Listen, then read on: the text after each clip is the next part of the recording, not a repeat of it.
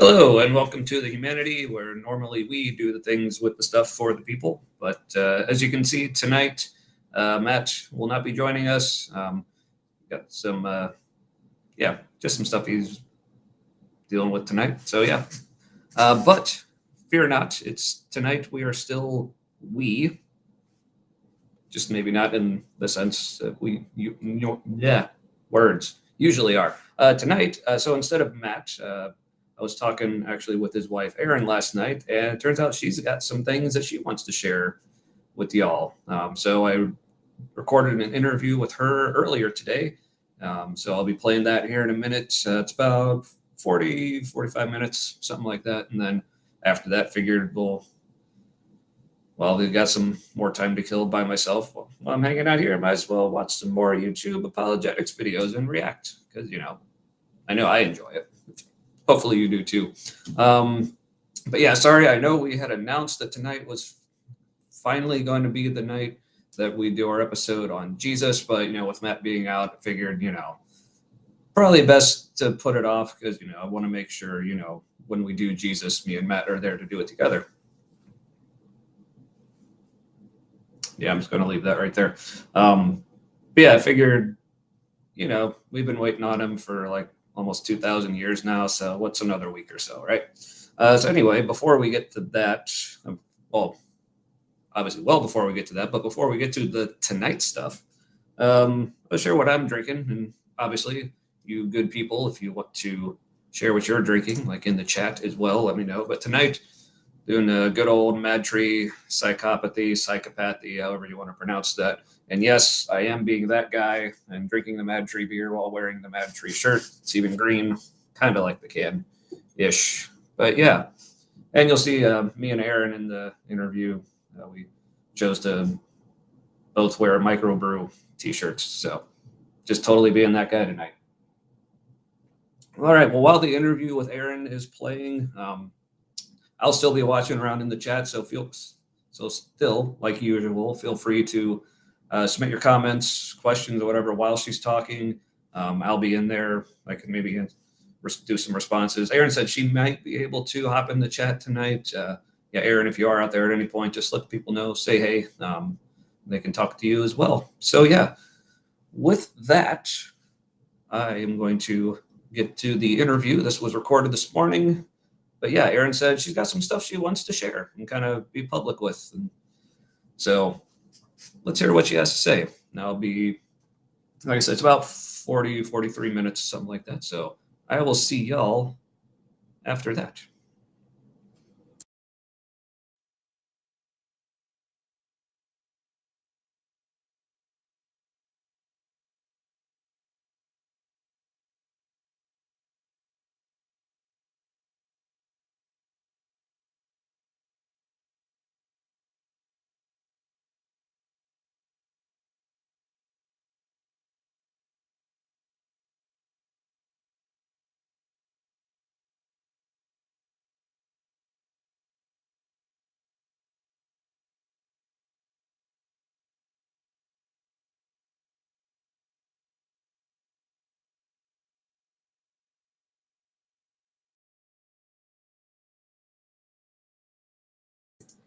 Sorry, just informed there was no audio.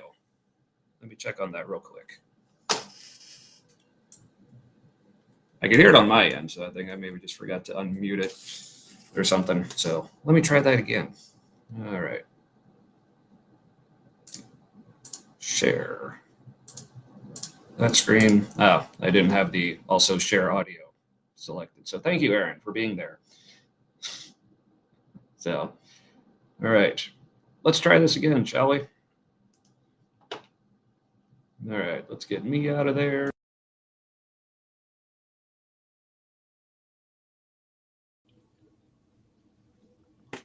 Well, hello, everyone. Good evening, where it is now. It's morning here now when we're recording this, but I'm here with a very special guest, Erin Hill, wife of my normal co-host, Matt. So welcome, Erin. How you doing? Hi. I am pretty good. Cool. Yeah. Weird. Yeah. Yeah, I mean, it's still weird for me every time too, so don't worry about it.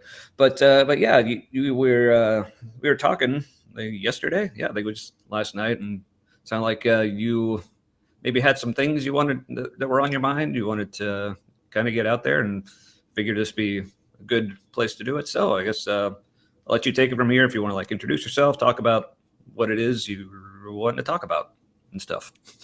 Okay. Yeah. Well, sorry, I have a mint in my mouth if it's Ah, awkward. Um, that's fine. just a first note of announcement that you probably will not need to be told, people, anyone that's watching, is I am just as much, maybe more, I don't know, ADHD as Matt.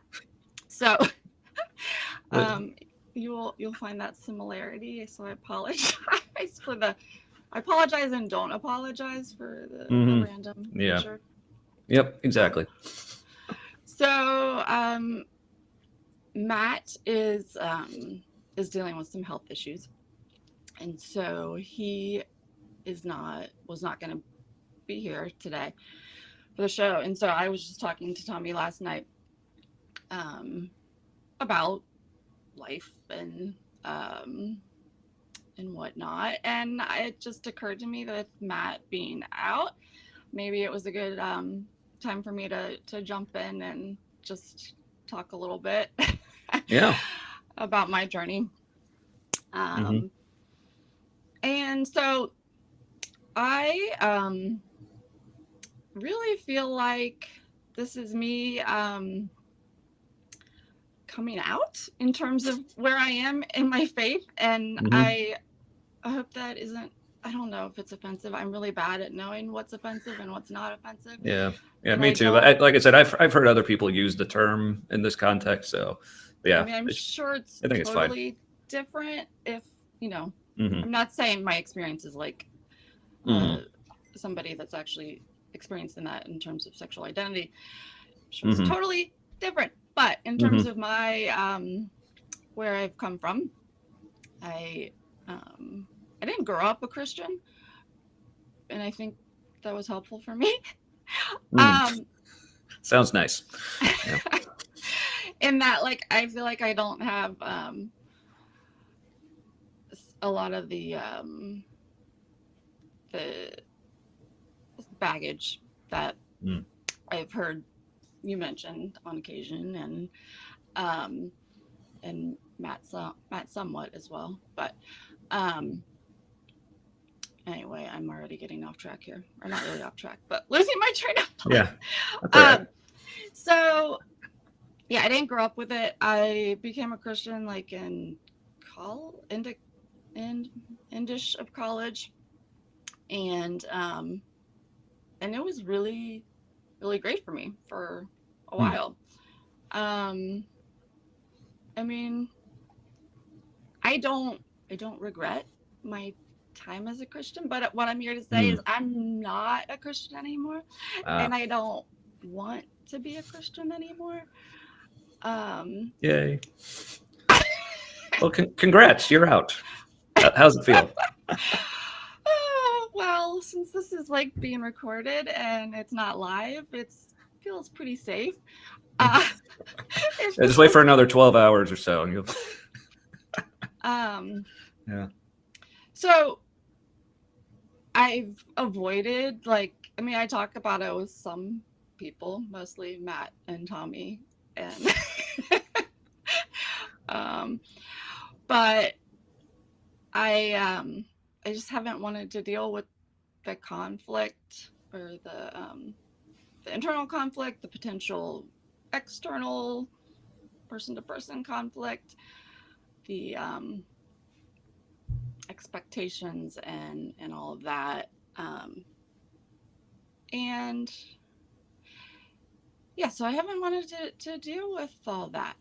I Mm. so where am I going? Yeah.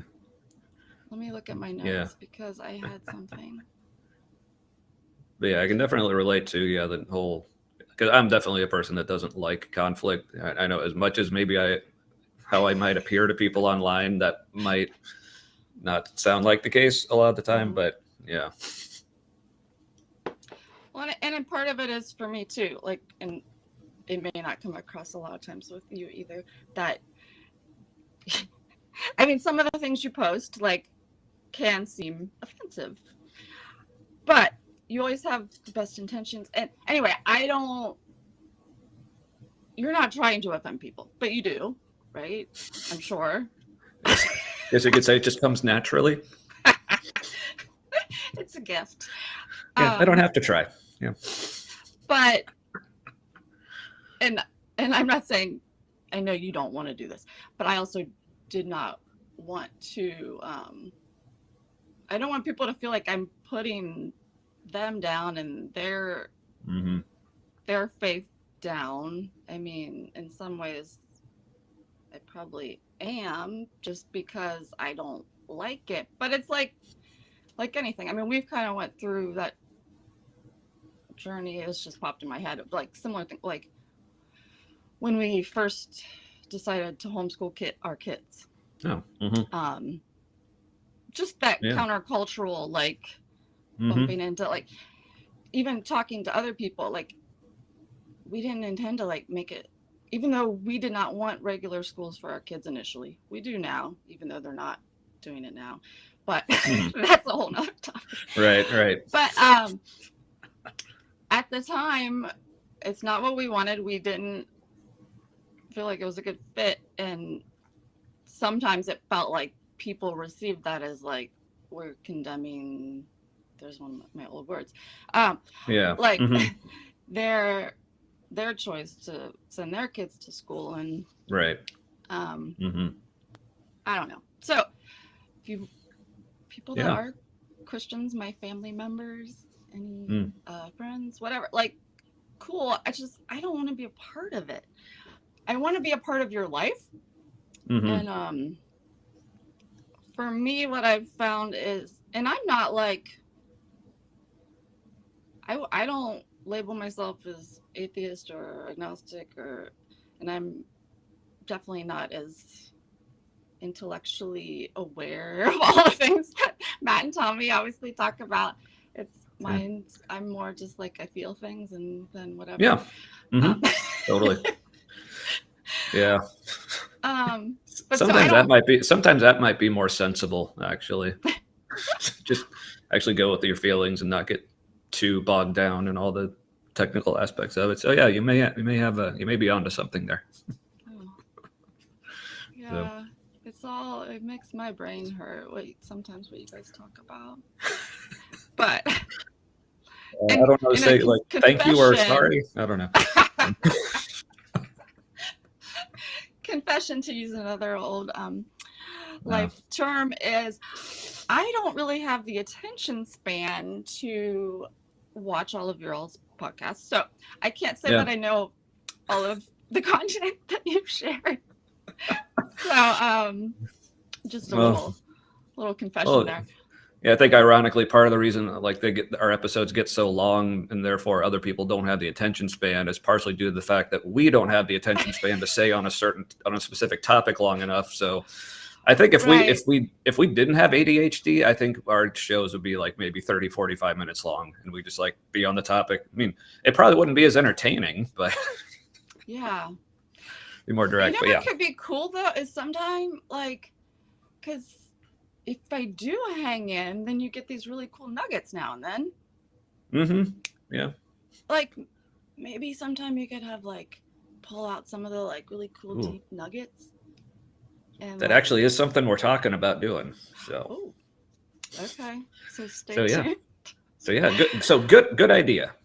Yay. Oh, check out. Yeah. We'll see. We didn't plan this. Good ideas. Yeah. But since it's too early to actually, well, I guess we decided it was too early for us to drink a beer. Not if you're drinking a beer at this time, whatever. But this is coffee. Yeah, coffee with the beer. Whether or not it's an Irish coffee. Well, I guess the only whiskey I have is Scotch, so I guess I would make it a Scottish coffee. Not that it is, but okay. Yeah, but anyway, wearing our microbrew T-shirts. This is for people not familiar. This is Mad Tree. I drink a lot of their stuff on the show. Fretboard, good stuff. Yeah. So, So one thing, that, what were we talking about last night? Oh, so we just had like, I was talking about things that in the past I would have called like God, that was from God, or Mm. a God moment or whatever. Mm-hmm. Like these moments of like just unique, special clarity or connection. Um, and so I felt like I had a little one last night when we were talking, and I'm like, you know what? We were just kind of discussing like, how do we think about that now that Yeah. we don't consider that like a God moment? Um, Mm-hmm. and I'm just gonna read what I wrote in my journal last night. I don't know if it actually makes sense, but we'll see. Yeah. Uh, I'm looking forward to it. I didn't read it out loud. Yeah, but so I just wrote. I was realizing that the best moments, the ones that feel special, and like connected, and what in the past I would have attributed to God, are the moments of like pure person to person connection, or person to self, or even like person to nature. Like no Mm. layers, no agendas, no checking off prayer list, no shoulds or shouldn'ts, no third parties, just humanity to humanity. Uh, Um, Thanks for working in the name of the show there, by the way, too. yeah. But that's the, and that wasn't to be like cheeky or whatever. It's just like Yeah. literally like I love that you guys did name it that. Um, because I think for me that's what, where I'm at now, that I don't, that I'm not a Christian, is that Mm-hmm. it feel like just more about human to human connection, humanity. Um, and Yeah. like I don't want to connect with I feel like there was like a layer between me Mm-hmm. and people, Oh, um yeah. Yeah. now or then, even then. Yeah. Mm-hmm. Yeah. 'Cause I think like, what you were saying earlier about how it can like sound offensive or almost like you're attacking, like when you're like when you were using the analogy of like homeschooling your kids, because like so many things like in culture or whatever, like especially if there's like two sides to something, it's like we can't just have people making different choices and it being fine. It's like whenever there's a dichotomy, it's always like one's right or the other's wrong. It's always whatever side you end up on, that's obviously the right one. So therefore, if someone else is doing something different, oh, they must think there's something wrong with me. But it's like, no, but like for you and like pretty much anyone, I've known several people who like homeschooled. We actually homeschooled our kids for a year when they were younger. But I also kind of find it funny because usually there's like this stereotype that a lot of people seem to have about homeschool families, like that it's all about, they're all just like these crazy conservative Christian, like super Republican types who are just like paranoid of any like government stuff, which, I still can, empathize with being paranoid of government stuff. It's not that I'm, a total simp for the state or whatever, but I find it ironic. Most of the people I know that homeschool their kids are actually very much not like in that mold. Like if anything, like to use a term, I would describe them as generally like much more progressive. Like they're not doing it for we're trying to shelter our kids, but it's more like kind of like what you just realize, okay, our kids maybe do better in an environment that's different than your typical, traditional school. So it's not about like protecting or shielding or what's the word, sheltering, in the negative sense, your kids. It's like, no, it's like we want them to have the best chance for them to grow up and be themselves, whoever that is. So Yeah. yeah, well, that's a good job. But I mean, there was the fact of like, um, I mean, things that happen in schools are scary too, but yeah, oh that yeah, there's wasn't like for sure, the main yeah, driver. But yeah, but oh yeah, I mean, like I said, I can also understand people having issues with some of the things that go on in public schools. I mean, also like to be upfront. I mean, yeah, we send our kids to schools, but they've been private schools, but for various reasons, like yeah, yeah. maybe we could do an episode on that sometime. But yeah, but all that back around to People feeling like they're attacked just because you're not doing what they're doing, or especially if you maybe were doing it, but now you're not. I guess that maybe seems maybe a little harsher because then it's not just you saying, well, I'm over here, you over there. Like, I guess maybe there's something a little more to it when you're like actually leaving a place, because like, well, there must be a reason they're actually leaving. But like I said, in some ways, I'll say like definitely, go back to like me saying some things that are offensive. I'll be honest, sometimes I do intend to be offensive, but more just for the sense of like, if it's something that I find like this is genuinely a problem with, whether it's like certain types of Christianity or in politics or something, it was like, no, like I see this as actually harmful. So I hope me pointing this out is upsetting the people to the point that maybe they like look at it differently or whatever. But when it comes to just saying, like, here's what I disagree with about it here, or even if you are going so far to say, here's some things that I think are harmful about the religion.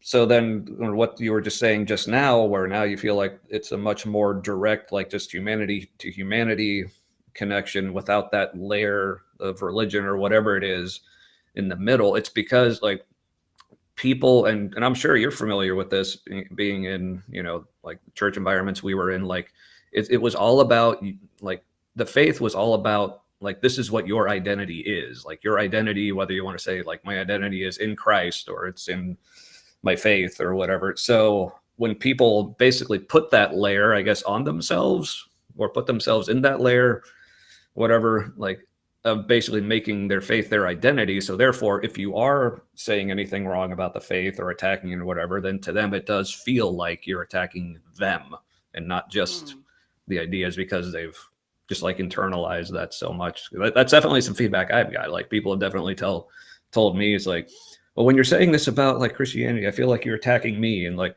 part of me wants to say is like, well, if you're making this your identity and it's doing this much like demonstrable harm to like not just me but other people, like maybe rethink that if you really want that to be your identity. But that's just me. Yeah. Yeah. But yeah, it's a tough like line to kind of tiptoe around or stomp on or whatever your preference is. Yeah. Well, something else that like, where did that Oh yeah, because you I were also talking about like the whole like what you used to call like God experiences thing. Is that what you were wanting to like talk more about, or was there something else you like? this I is realize more I just just interrupted you getting yourself back on track and like, oh, this is like probably should have just let you tell me what you were getting back to. Sorry. That's all right. No, I was trying to find where like I wrote it down, but it something else that I was processing a while ago is just how the whole idea of the greatest commandment, like, and part of the commandment like being to love others. So like, I don't want to be loved because you have a commandment to love me. Right. I that's honestly at this point in my life feels dirty. No, yeah, like definitely. And I'm not saying all people that are Christians and believe in that commandment that's where their love is coming from, like at all times, but because really I think at people's cores that they are loving beings, and and I still like it. Something I haven't really fleshed out is like I still kind of believe in this, like we're made in this image that looks like God, sort of. But like it's weird to say that because I'm saying I don't buy into Christianity, but right. I do think it's more like that image, the pure image, the one without, when you get, before you get to the like the contradictions and the like, why does sometimes God look like he's killing people and then other times he looks like this beautiful loving whatever. If you just go to like the love part, the happy part, Right, right. The non-murderous part is um like that is like the makeup inside of us. Mm. And um and so like that's why I feel like people like people in general want to love people. Most people, like if you, I mean, Yeah. obviously, mental Hmm. health can get in the way, whatever, No, for sure. Yeah. abuse. Um, But yeah, I've heard it put, we're a social species, and like over time, like figured out, oh, when we get along and care about other people, it's like better, like not just for them, but also for us and just for like whatever community you're in. Yeah, it's just beneficial. Yeah. yeah, but to put this like you must love your neighbors, and there's always that feeling of like needing to do things to love people, Hmm. and I in my experience and from what I observed, like sometimes it's coming more natural to people and sometimes it's more of a burden. Yeah. Um, but either way, like I don't want to be I don't want that in the middle. Mm. I've found since I've walked away from being a Christian that it's much easier to just connect with people. And Mm. Hmm. I mean, Yeah. I say that it's also there also has been challenges, and I think maybe you guys have talked about it. I don't know, of like where uh, coming from being a Christian, like that was our way of getting community, Yeah. and there's the challenge of like where else do you just go find people, especially if you're introverted, neurodivergent, like Hmm. like me, you and Tommy, or me, you and Yeah. Matt, you, Yeah. Tommy. Um, Yeah. Tommy too. so That guy's weird. yeah, Yeah. yeah. But so like I'm not saying like my my connections with people like are the connections I do have with people are more pure and Mm. they just feel Yeah. better. Now Hmm. it is I still have and haven't figured out the like where do I find more of Mm. my people. Most of my Yeah. people are online because that's where I find all my neurodivergent people. But Yeah. Me yeah, too, actually. And with me, because like most of the people in my life still are largely Christian, and like for the most part, like I said, like I still get along with a lot of people who are Christian, including my family. But yeah, but just since you said a lot of my community connections were like through church, basically, or whether it's like actually going to church or small groups or like other like there's like groups I would volunteer with or whatever. But now that I'm like not part of those communities anymore, it's like so it's not like me and those people like actively don't get along now. It's just like, well, now we just don't have those occasions where we're seeing each other all the time. And, things kind of drop off, but like if we do like randomly see each other somewhere, it's still, we're still fine. But yeah,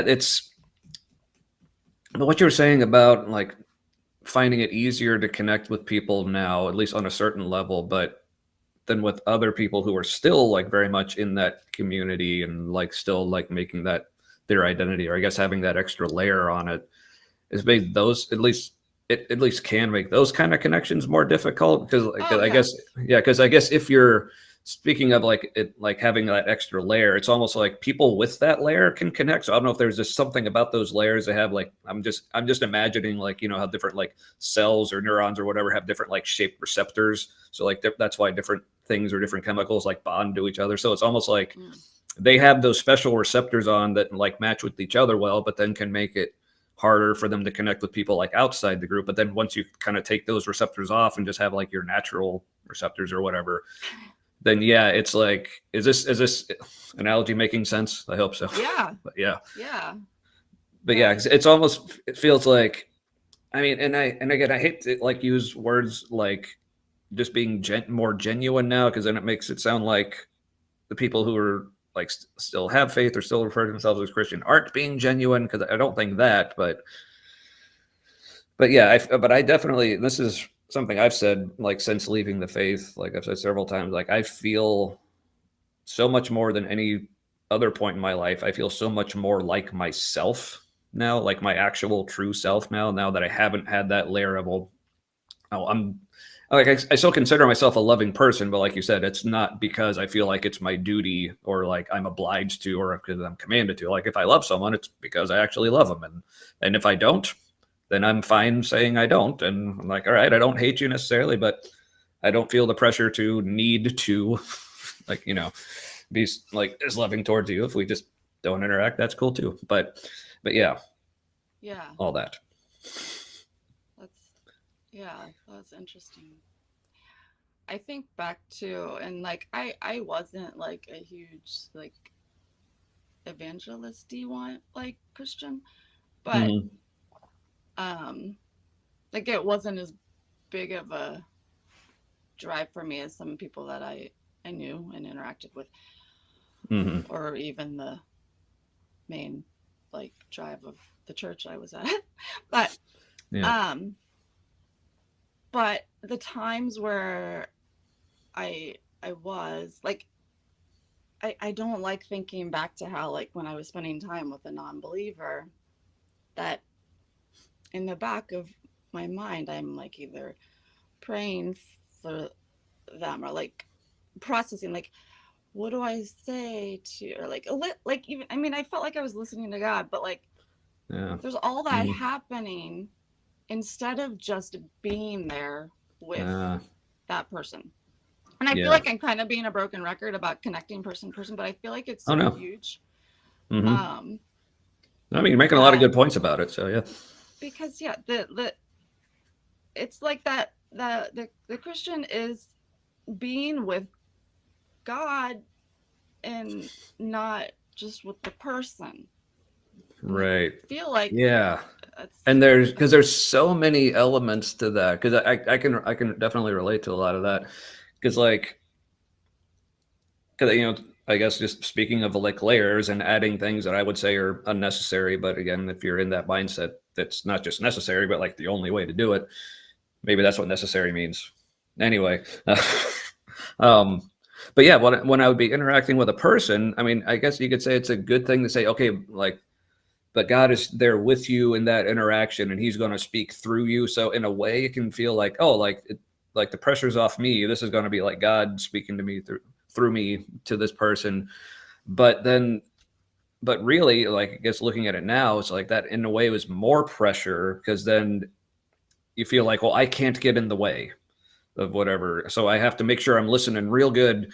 And and at times like, oh, sometimes it's really hard to like listen and really make sure you're hearing it. And of course now I'm realizing, well, yeah, it's real hard to listen for something that isn't actually there, but or that you're misidentifying. Like even if that voice is there, just really like, oh, that really is me, but I'm just attributing it to this other layer that I think is not me. But anyway, but yeah, it just so much more freeing now. One that like whatever I'm feeling like to say in a conversation, like I don't have to start parsing through, okay, is this me or is this God or is it, even worse, like is this the enemy trying to say something? It's like, mm,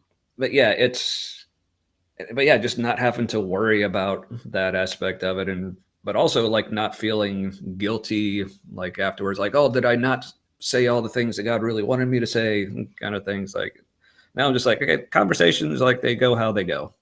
And I'm not saying that you never say anything or don't say anything you regret saying or not saying, but yeah, it's just that little bit less pressure of, okay, not only did I maybe not do my best in that conversation, but also just really like I just disappointed God. you know it's nice to be able to do without that layer of it, mm, for sure. Yeah. yeah, yeah. I can totally relate to what you're saying. I feel like I didn't experience as much like I didn't feel like it was hard for me most of the like I mean Hmm. probably it was sometimes um to get in that Oh yeah. space, but Oh yeah, for some it's a lot more even natural, for some, yeah. but so even though it was maybe more natural for me and not as hard and not like a distracting, it's still I was communing with someone else when I'm saying I'm being trying to be with you. So either way, Hmm. like Yeah. Yeah, and yeah, because then also Yeah, because I think the other thing that complicates it, and this is something that Matt's talked about, like with some conflicts he had, like specifically with like the MASH team, the prayer team that me and Matt like worked on. Matt was there with that team like for years, like he really enjoyed it, but he said it, especially like it came to a point where because it's not because I guess when you're envisioning it as like God is speaking through you, it's like I said, because part of that is trying to discern, okay, what is really from God, what's not, because then you have to fall back on, speaking of like rules and commands, you have to fall back on like, okay, this is all, whether it's like your understanding of the Bible or your understanding of like your previous interactions or like with what God is really like. So then you're like parsing everything. So even if a thought does come to your mind, you're thinking, okay, now is this something God would really say?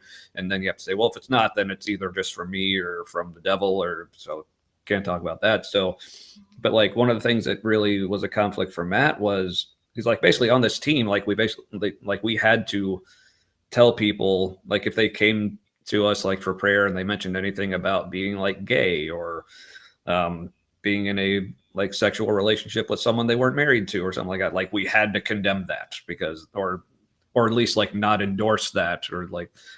But Matt's like, but if that's who this person is, that's what they're doing, and that's what's healthier for them, like I can't tell them they're wrong, even though the programming, as it were, says, well, that's clearly what God would say to this person, so you have. So it's not just worrying about whether you're missing certain things, but it's like realizing that you're having to say things that, like, of course, now looking back on it after the fact, like being like feeling compelled to say things that are contrary to my actual conscience, and like that whole layer of it makes those interactions more difficult as well, I think. Yeah. Yeah. I don't remember how that connected to what we were talking about, but it's where my brain went with it. So Hey, that's cool. it happens. It happens. It happens a lot. Um, I don't, one other, just like a random thing that I don't Hmm. know how Sorry. I like relevant random. this is, but I know that you guys in probably the first episode it talked a little bit about my story that ended up impacting you and even Mm-hmm. in your journey and of how I had been working for a church that we all had attended. Um, and so, and then I got uh, let go, and um, and it really sucked. Um, Mm-hmm. but I, I've occasionally just wanted to like put it out there that like it doesn't have anything to do with why I am not a Christian anymore. I Mm. mean, I shouldn't say Yeah. it doesn't have anything to do with because Right. I don't know. Like, I can't say that it.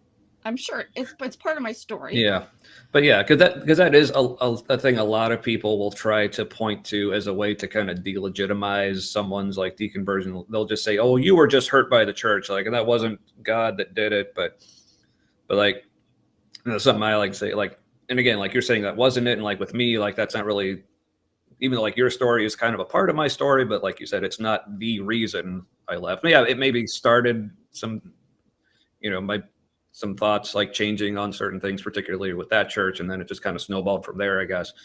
But I also want to point out there for anyone who is like that is the reason you left. Like, I also don't want to act like that's not a legitimate Oh, reason at all as well. Because I think, like I said, I think a lot of Christians will try to use that as if that delegitimizes it somehow, when I really don't see how it does. Because the way I like to put it, like, if everyone says like, well, if Christianity, like, it's supposed to be a relationship. Okay, well, in any other relationship, if you're experiencing like emotional or physical or every kind of like harm or hurt or something like that, that's a perfectly legitimate reason to leave a relationship.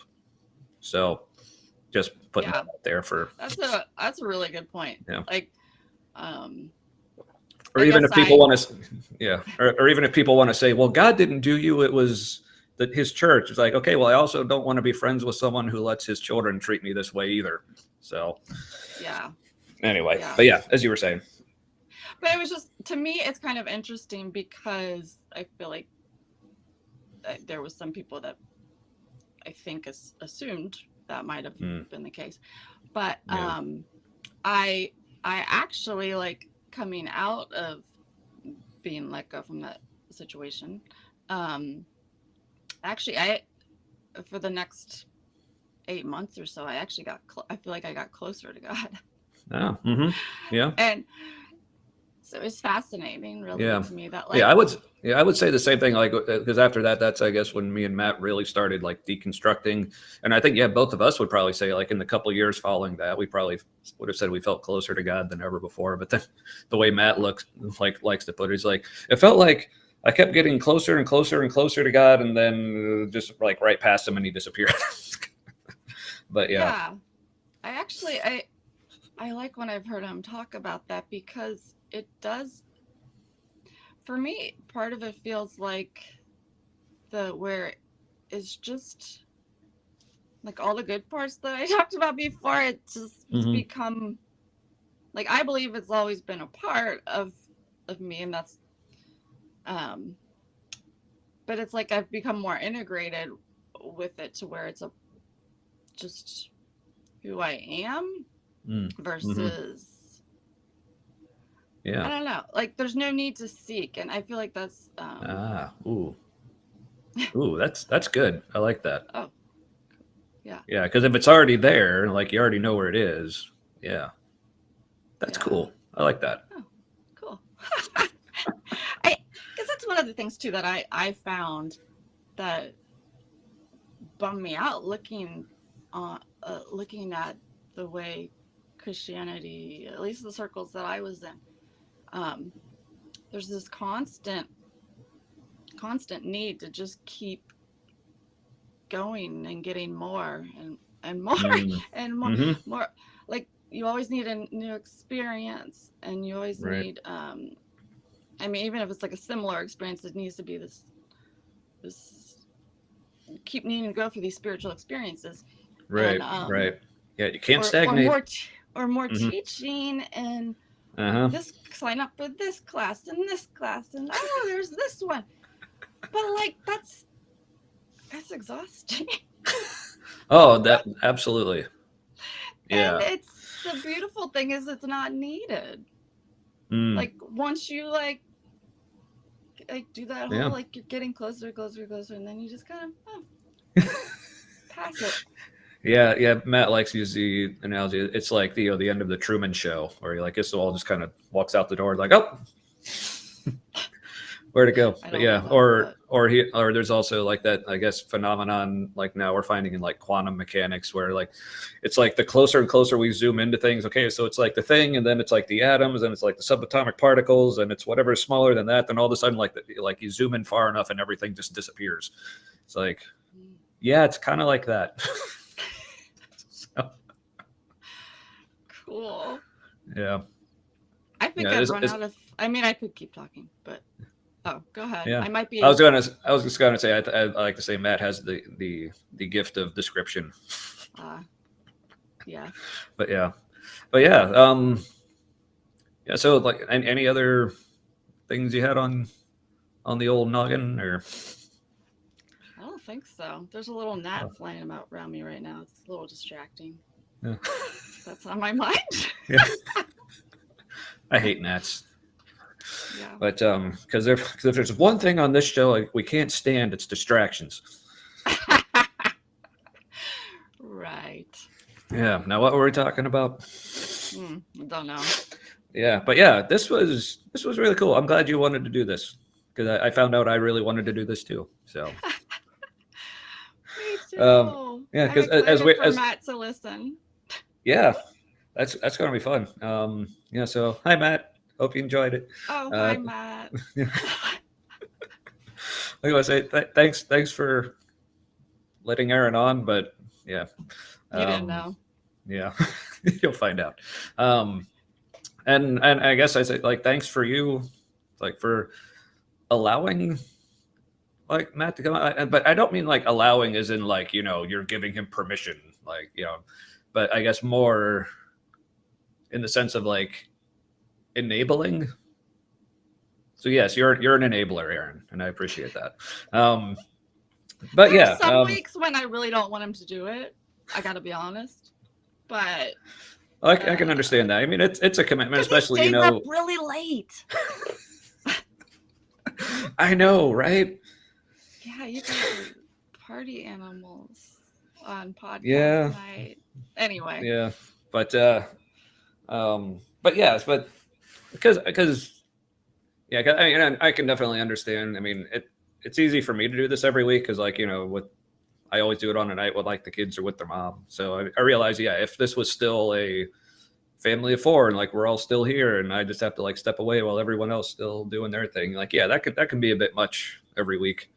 But yeah, but It works, but get him to bed early. Just kidding. I'll do what I'll do what I can.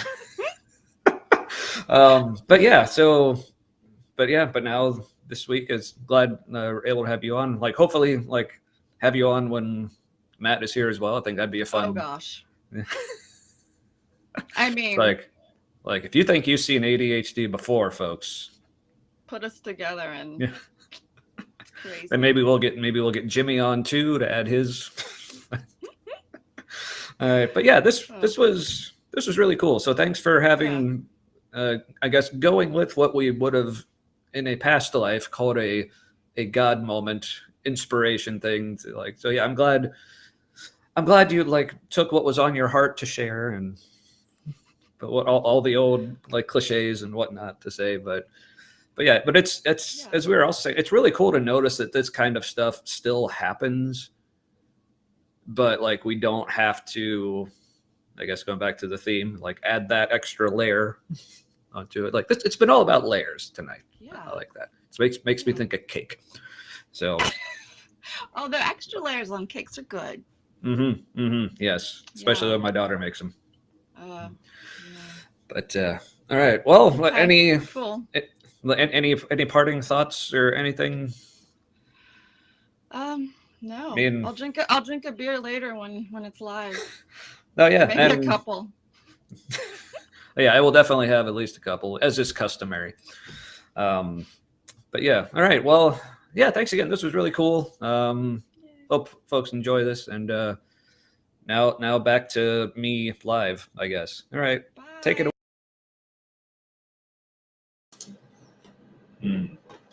Well, that was fun. Sorry, I'm just warning you now. It's going to take my brain a few minutes to get back because, like, I was watching that, along with you. You may have seen me in the chat, but I have to get back in like the brain space of this is my show now. I'm not watching a thing anymore. But I guess maybe this will help if I share like true to my word on my second beer now. So it's Mad Tree Tropical Psychopathy. So yeah, figure I'd stay on brand.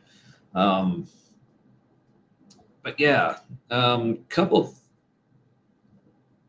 things you said, like, and you may have seen me in the chat, like that I wanted to point out that I think were really great points. First, it was a thing she said about when she was talking about the greatest commandment, like love your neighbor as yourself. I loved what she said about wanting to be loved, but not because it's a commandment, but because it's genuine. I just thought that was really, really cool. It also reminds me, speaking of Matt, I feel like, since he's not here tonight, we need to just bring him up a lot. But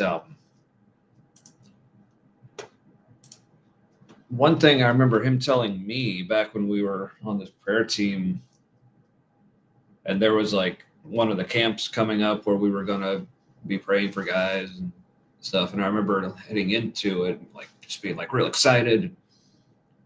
I remember saying something like, I'm just so excited because I just feel like I want to tell all these guys like how much God loves them. And I was like super stoked on that. But then Matt said, I think it'd be more I don't remember his exact words, but it was something along the lines of, I think it'd be more impactful if how much God loves them, that's great. But I think it'd be really great if they felt how much you love them. And at the time, that actually kind of hit me a little weird. I'm like, what do you mean? Isn't God loving them so much more important? But obviously now thinking, like, that was a really good point. yeah, so, and I still think, I mean, obviously now being an atheist, I think the whole like God loves you to me, like when someone tells me God loves you, I really hear that as them saying either I love you, which is obviously awesome, or if, or even if they don't necessarily love you, maybe at least what they're saying is you are lovable. Because I really think that that's what a lot of people are really kind of internalizing when they say things like God loves me. And I'm not saying they don't actually believe in God and that they don't believe that he loves them, but I think at the core of that is just the need to feel I am lovable. So obviously being able to attach that to a person, a being, deity, whatever, obviously feels really good. But yeah, I think that's just what's at the core of that. So yeah, what she said about just feeling that genuine love from someone, and even like experiencing it yourself for someone else. Yeah, it feels so much more genuine.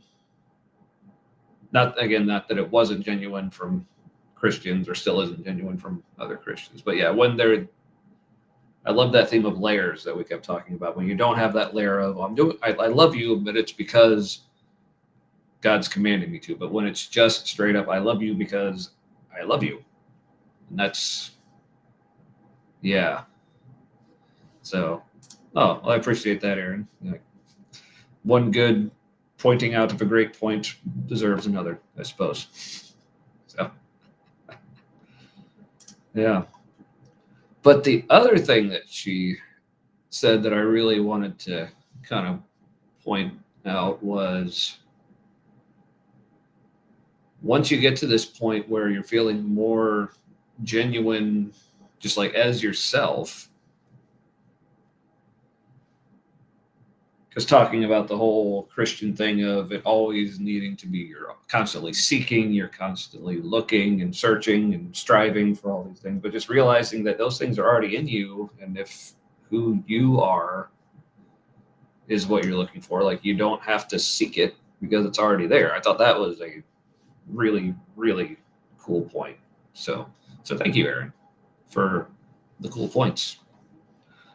And obviously, if anyone has any thoughts, looks like Erin is still in the chat here. So if people have other things to say to her or just in general, yeah, feel free to keep those coming. Again, thank you, Erin, so much for stepping in with Matt being out and wanting to do that. I had a lot of fun talking with you this morning. Hope to have you on sometime again, like we said, with Matt. I'm assuming Matt would enjoy that too. But yeah. All right. Well, again, if I guess she likes that idea. All right. Well,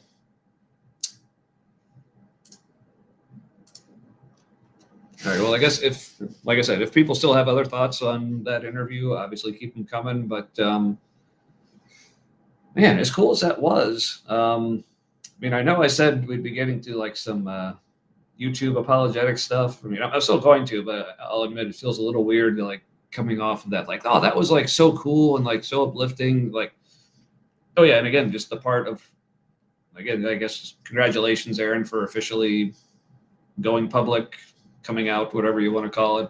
So, cheers, l'chaim, salam java, whatever is your preferred way of saying that. But yeah, I know it's one of those things that can feel kind of scary. And I know for a lot of people, it is like legit, like literally scary to do. Because I know I'm in a very, like, I guess you could say pretty privileged position. Because like I said, yes, I'll have another drink. Any excuse, right? Yeah, I'm in a pretty privileged position where like, it's not like I was in a place where family was going to disown me or anything like that, like I said in the interview, like something just by virtue of the fact that I'm just literally physically not in a church building or other small groups or whatever with these people. I just don't see them as often. But like I said, when I do, it's usually cool. So I understand I'm in a very privileged and lucky position that there wasn't as much real risk with me coming out. It's not like I was going to be like disowned by parents or lose a job or lose an entire community. Like that. But so I definitely understand for people, like, if that's not the case for you, where it is like legit not safe to like be public with that. But for those who can, like, I hope, like, whether it's like people like me or Matt or Erin or whoever, you can find out here in this space. We just want to encourage you that if it, again, I feel like I can't stress this enough. If it makes sense for you, if it's safe for you to do so, it just feels so much better. You feel so much freer. Like I said, you feel so much more yourself by going public, and not just in this, but like just any arena where you feel strongly about something and maybe your point of views have changed and you think it would just help going forward, like with people interacting with you. And I know for me, like, one of the biggest reasons I felt, compelled to be more public about it was just because, like I said, I still know a lot of people who are Christians, so it just would help with conversations, like if they know up front where I'm coming from, or I guess where I'm not coming from anymore. So yeah, just give some more context to the conversations. So this lets me be more genuine and honest with who I am about that. So thanks again, Erin. That was great. I hope that felt good for you. That it was, and I hope maybe someone out there watching that found something, encouraging or inspirational. I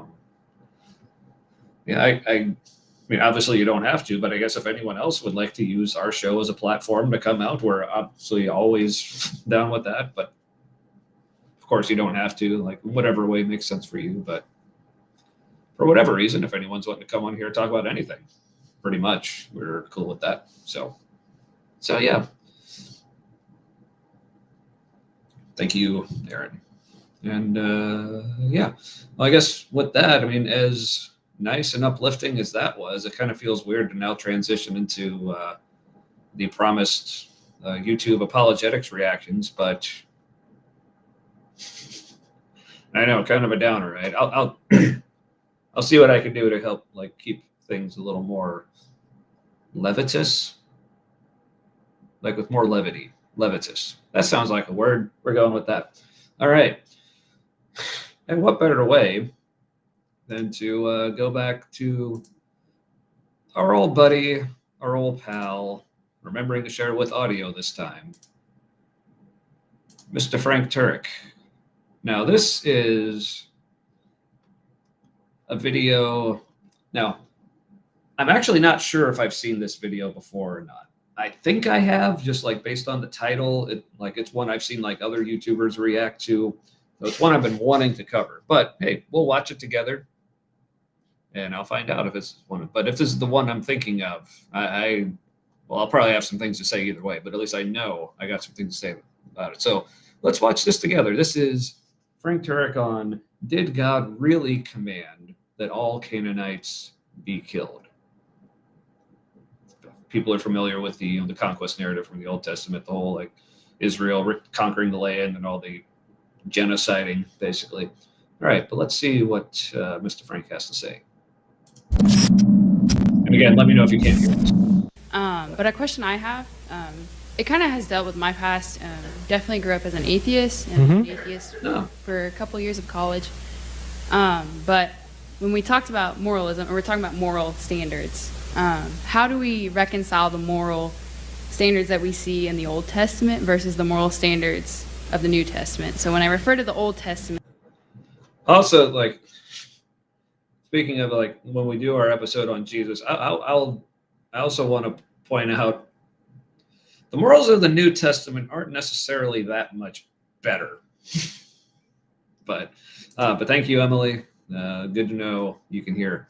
So, all right. I'm assuming that's what you mean by saying sounds good. I mean, maybe you're just talking about my voice and all the wonderful points I was making, or the ones that Erin was making. That could be it too. But yeah, thanks, Emily. But yeah, like I said, New Testament might have some better stuff, but I don't. Yeah, like I said, we'll get to that more when we talk about Jesus in particular, because I have thoughts. Confirmed. Thank you. I'm typically referring to specifically like Joshua and Judges, where you see the like Israelites going into Canaan and conquering kingdoms, and it's saying to devote that all to utter destruction, man, woman, livestock, burned to the ground, killed. You also see like the women being devote to destruction, not construction. That's like the opposite of the thing I was trying to say. Thank you, beer. But yeah, devote to destruction, like to devote, sacrifice. This is one of many areas where I contend the Bible very explicitly endorses human sacrifice. Like that's literally what this is. You're not just sacrificing a person, you are sacrificing an entire town, an entire city, entire nation, whatever. It's in the Bible. Like made slaves or being like added into the family, but also that you see the God of the New Testament says every life has there's sanctity to life, and that every life has meaning, and I'm dying. Citation needed. Where does he actually say in the New Testament that every life? I mean, I get where you can maybe get that idea generally from some things, but still,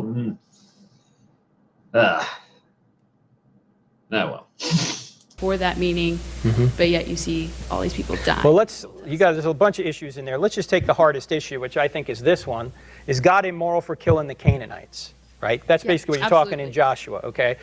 He already had a slide prepared for this. You know it's going to be good, folks. Strap on or strap in, whatever you got to strap. Let's buckle the fuck up. Well, first of all, the question I want to ask is, if there is no God, why is any Old Testament atrocity wrong? Because atheists typically answer this question. I understand you're not an atheist, but when they say, well, the God of the Bible is immoral, I go, time out, what's your moral standard? If you're an atheist... What's my God's standard? It's like Frank has never heard of an internal critique. Like when atheists, okay, here, I'm going to bring me up a little bit because y'all need to hear this. Okay. When those of us who don't believe in like God or the Bible or the God of the Bible, therefore, when we talk about something being wrong, I mean, first of all, we may or may not have our own like external like moral values that we're referring to, but just going by what the Bible itself says is moral or immoral. Like, remember this, like, I don't remember exactly where the destruction of the Canaanites is, but it's in the Pentateuch or Joshua, maybe Joshua, early on in the Bible, where not too long after God, when he gives the 10 commandments that everyone's wanting to put up in schools now for some fucking reason, says, do not kill. And then spends how many books and chapters specifically ordering the Israelites to kill. So when we say this is immoral, I mean, just like any kind of killing, but I mean, if you look at the accounts, like I don't think it's too much of a stretch for even the like hardcorest atheist to say this is fucking wrong. But when you ask us by what standard, like by your own standard that was laid out in your own book, like literally just a few chapters earlier. So I wanted to put that out there. All right, continue, Frank. Yes, there is no moral standard. It's just your opinion, okay? I'm sorry. Yeah, we have no moral standards. It's just our opinion.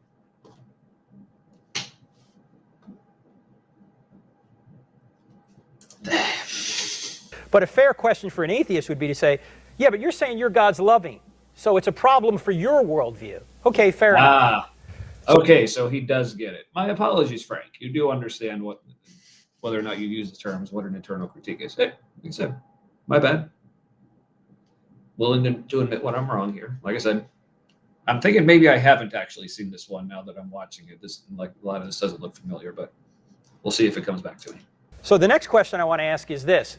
Is God arbitrary, or does he give reasons for judging people in the Old Testament? Solid question. He gives reasons, right? He doesn't just wake up like a mob boss and go, Canaanites, I want them dead, right? Okay, this is the one I saw. Okay, first of all, let's back up. You say, yeah, but you're saying your God's loving, so it's a problem for your worldview. Okay, fair enough. So the next question I want to ask is this. Is God arbitrary, or does he give reasons for judging people in the Old Testament? Solid question. He gives reasons. Solid question. Except it's not about does he give reasons. It's are those reasons actually good? I think that's the point. That's the pertinent question. But this part here next. This is the clip I have seen before from this that I want to touch on when he's talking about like a mob boss or whatever. Let's hear. Reasons, right? He doesn't just wake up like a mob boss and go, Canaanites, I want them dead, right? Okay. I know this is a stereotype, but I know Frank's from New Jersey. He should be a little more aware of like what mob bosses are like, right? But at least for like those of us, like, you know, I've seen like, you know, Godfather, other movies like that. So at least, and, you know, I've, you know about Al Capone and whatnot. In what world are mob bosses actually like that, where they like just wake up, so-and-so, I want him dead? Like, no, instead, what are mob bosses actually like? They usually say things, they're calculated, and there are specific reasons. Like Frank is saying, like they give reasons for why someone needs to get whacked or whatever. And usually it's something like they disrespected me. They broke an oath. They broke a promise. Pretty much all the same reasons that God uses in the Old Testament. So yes, Frank, in the Old Testament, a lot of times God sounds pretty much fucking exactly like a mob boss. So he's got reasons for it. And probably the biggest reason, after 400 years of warning, is that the Canaanites were sacrificing their children on the molten hot god Molech, this idol. They would. Another point of order. A lot of scholars are saying, like, this is not necessarily irrelevant, but something I find interesting. So apparently Molech may not have actually been a god, but more just a style of human sacrifice. Like, so this idea of like having this like metal or whatever idol that they get really hot and then they like put a person on it or whatever, basically roast them or whatever. Like that was just more like the style of sacrifice. And it also, like based on some like archaeological, anthropological evidence, it looks like this is something that ancient Israel may have even practiced themselves, but to Yahweh, not to Molech, but to Yahweh. Interesting there, but again, going back to, okay, so if God's problem with these people is they're committing human sacrifice, his solution is sacrifice them to me.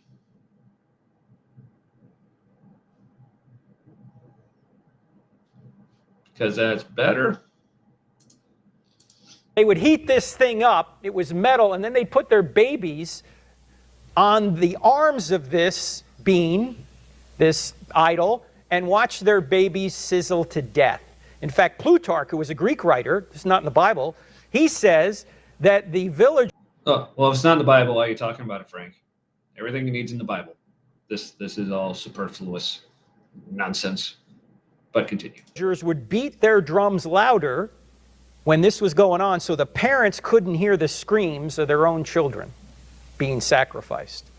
Now, on every college campus I go to, typically an atheist will stand up, well, if there's a good God, why doesn't he stop all the evil in the world? Well, here's a situation where God saw evil and said, that's it, we got to stop it. Israelites, go stop it. And now yeah, he stopped it after, like you just said a minute ago, after 400 years of letting it go.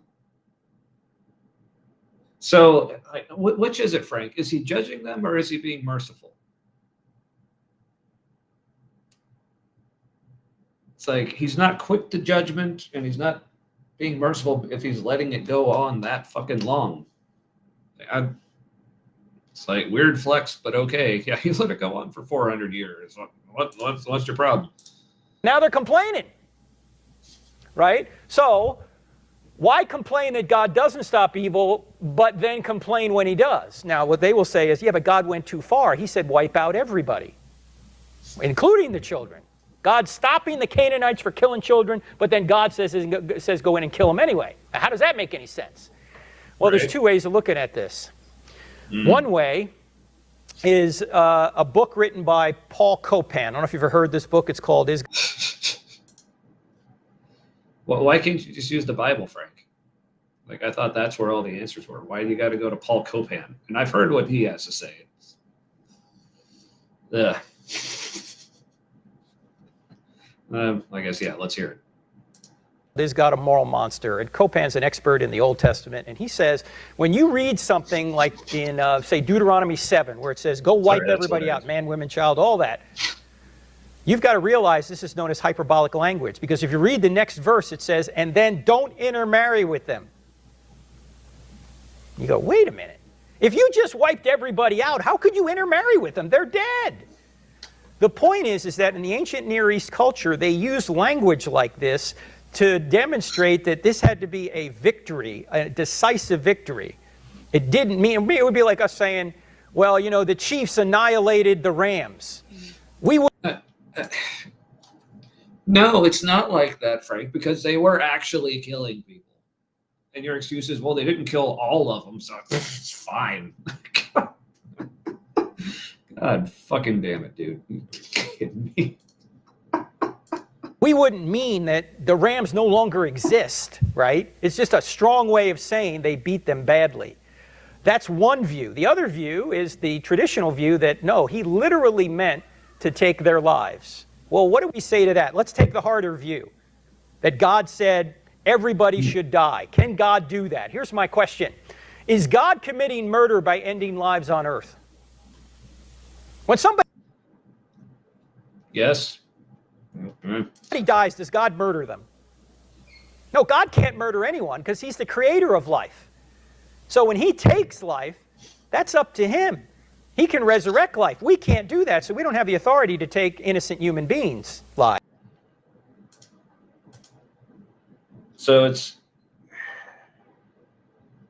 it's okay because God does it, and by definition, everything God does is okay. So that's like you're begging the question here, Frank.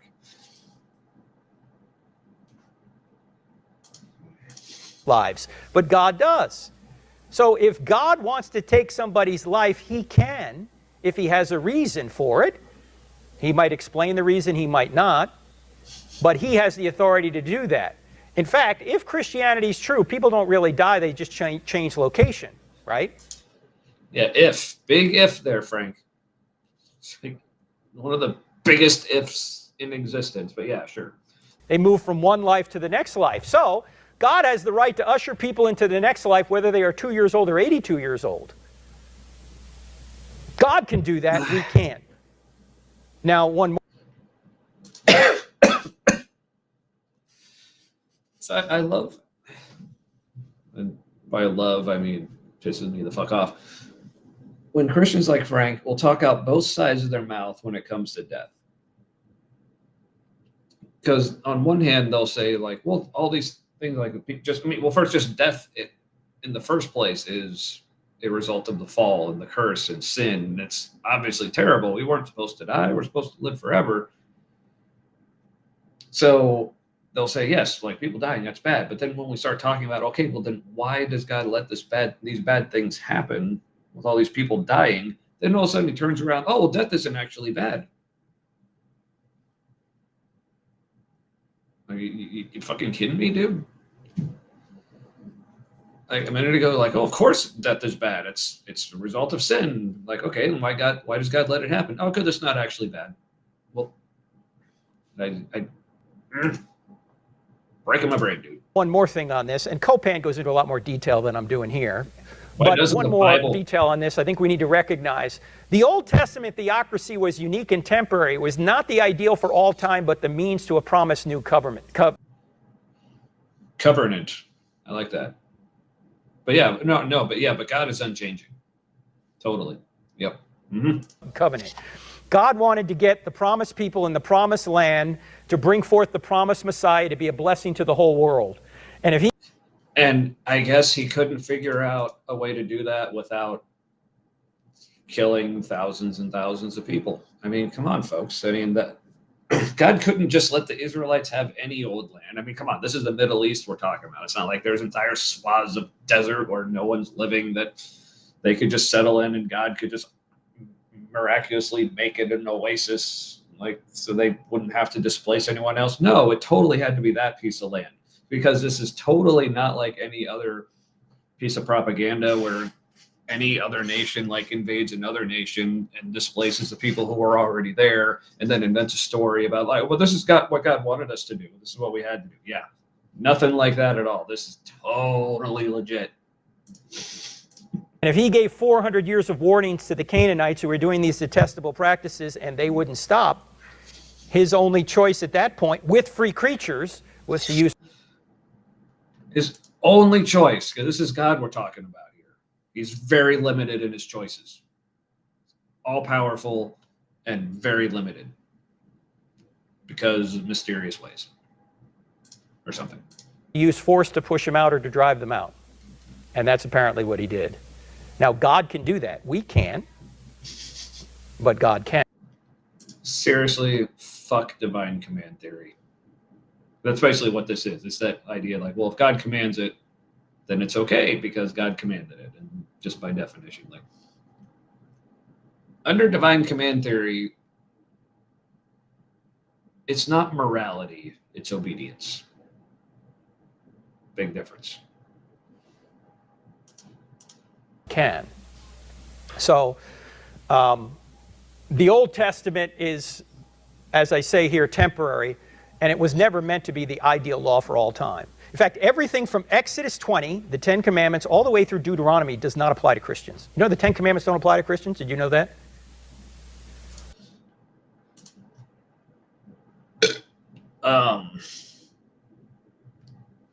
Could you tell that to all the Christians who are currently trying to get them posted in schools? That would be fantastic. Is this one thing I'm in agreement with Frank on?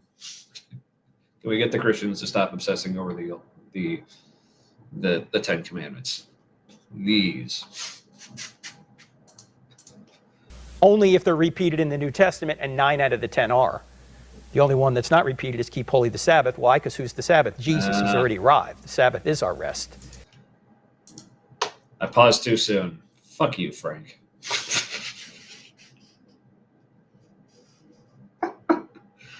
Oh, yeah. So, side note. One of the commandments, I think it's the 10th, the one about do not covet. It says, do not covet your neighbor's wife, or their ox, or their donkey, or their manservant, or their female servant, but not covet their husband. Now, they singled out manservant. Why not husband? Maybe because there was, first of all, maybe not the expectation that women would even be reading these. And also, husbands, unlike every other thing mentioned in there, like your house, like their house, their ox, cattle, manservant, maidservant, wife, husbands were not property. All the other, see, even before I said it, Caitlin said it. Not the property.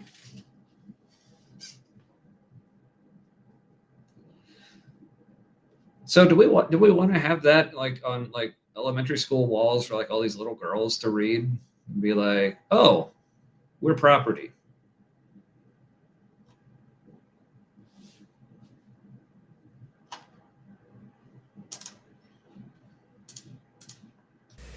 But unless something's repeated and renewed in the New Testament, it's not applicable to Christians today. And this isn't taught very often in church either. How fucking convenient. Well, first of all, tell all the Jewish people that their entire book's irrelevant unless, like, our guy Jesus said it's cool. This is why I love what the Jewish Rabbi Tovia Singer said. I think this is why God invented Mormons, so that Christians would understand how Jews feel. It's one of my favorite things ever. Oftentimes we just go to the Bible like it's some kind of fortune book and just stick our finger in there and start reading. It's not the way the Bible is supposed to be read. In fact, this is. Oh, but you do that too, Frank.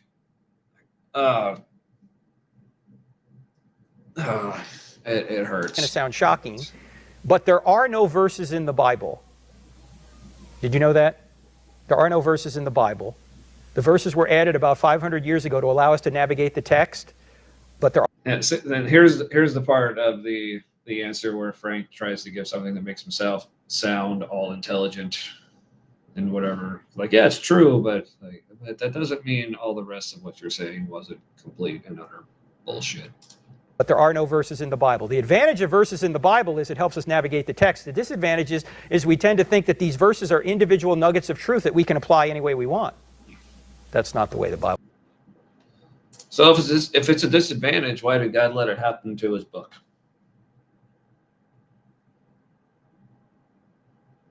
Or why didn't he have it written in such a way in the first place that it would be easy to navigate without that baggage? Was this another way where God was limited by his choices?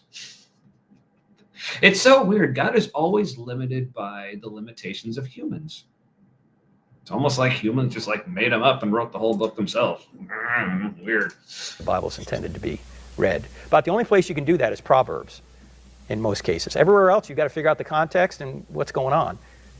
Does this make sense? Yes, sir. Thank you. Okay. There's a lot more in the book, though. Please get the book, not my book. I'm talking about the book from Paul Copan called Is God a Moral Monster? Okay. All right? You. Thanks. Yeah. But not the Bible either. Don't get that book. Okay.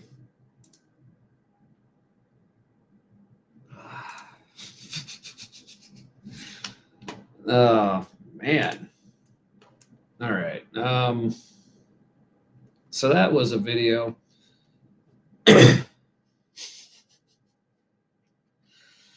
Man, all right. People still with me? Anyone? Yeah. Not the Bible. That's what I always love. Like whether it's like Frank or like any other apologist or any Christian really. Because I heard this myself, like when I would be like open with like different struggles I was having, like issues I was having with the Bible or things that just didn't make sense. And people would comment so often, oh, you need to read this author or listen to what this person says. I'm like, why is the Bible not enough? So this is why, even as an atheist, I do actually still have a life verse, which I love to talk about. So I say it's my life verse, but I never remember where it's actually from. But it's, I think it was Paul in one of his letters. But it says, most Christians will probably recognize it. So if anyone in the chat remembers the reference, please let me know. It's where he says, let God be true and every man a liar.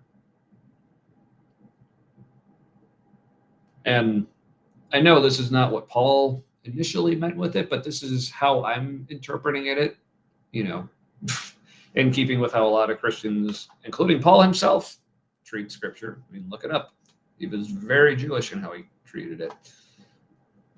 The way I take that is like, I've had enough of listening to people's explanations of what God really means. I'm waiting to hear it from God himself.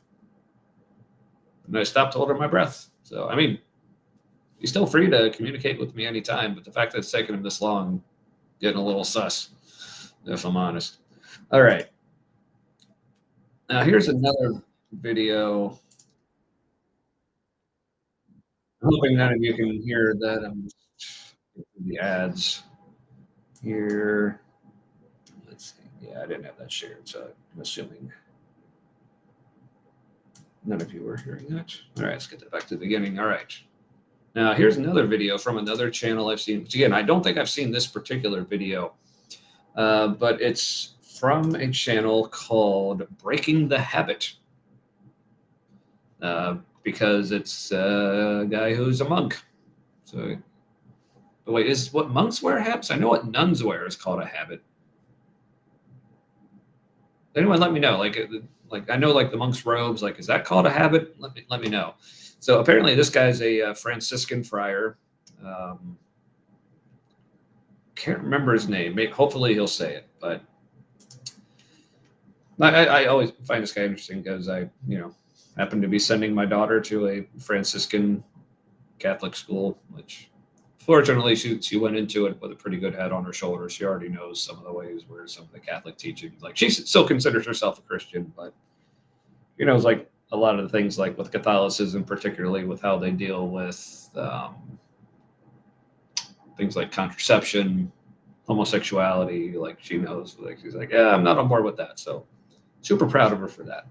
But anyway, so here is Breaking the Habit with a video entitled Answering Questions from Atheists. So first of all, let's see if any of these questions actually apply to me, or let's just see how I answer them. It's about, how long is this video? Oh, about 9 minutes. So we'll see how much we get through. I've been going for about an hour and a half tonight. I think maybe probably finishing this video, and that might be it for this evening. So thanks for sticking around. Again, keep the comments coming. But yeah, let's see what dude in the habit has to say about answering questions from atheists, which am me. Hello, Internet. My name is Father Casey Cole. I'm a Franciscan friar and Catholic priest, and today I'm responding to your... Father Casey, that's it. Turn off the... questions and comments about God and religion. Should be fun. Do you have to be religious to live a good life? No, not at all. Christianity believes in something called natural theology, that truth, beauty, and goodness can be found all around us in nature, speaking to us and guiding our consciences. There's something inherent in our world that tells us that murder is bad and generosity is good. You don't need the church for that. How can you trust a book? Well, thanks for admitting that, I guess. Yeah, like I said before, it's almost like this is just kind of how people are. They don't, like you said, you don't need a book for that. Now, you claim that it's from God, but it's like, I think that's just kind of just how people are. So let's back them up a little bit. Need the church for that. How can you trust a book written thousands of years ago and filled with contradictions? I think a lot of people's problems with the Bible could be solved with a slightly different approach. Rather than viewing it as the dictated word of God that fell down from heaven, which it most certainly isn't, what if we read it as a... Ooh. Now that's something it's good to hear, like, because growing up as a Protestant, like that was very much like our view of the Bible. So it's always interesting, like, learn more about Catholicism. It's like, oh, not all Christians view it that way. So it's kind of cool. So I guess I appreciate that. Now, what they do base it on, I still have fucking tons of problems with, but let's see what he has to say about that. A collection of what God's people have said about God over time, inspired by real events and guided by a living and true God, so containing truth beyond human reason, but undeniably human in composition. When we do this... Again, beyond human reason. Again, citation needed, bro.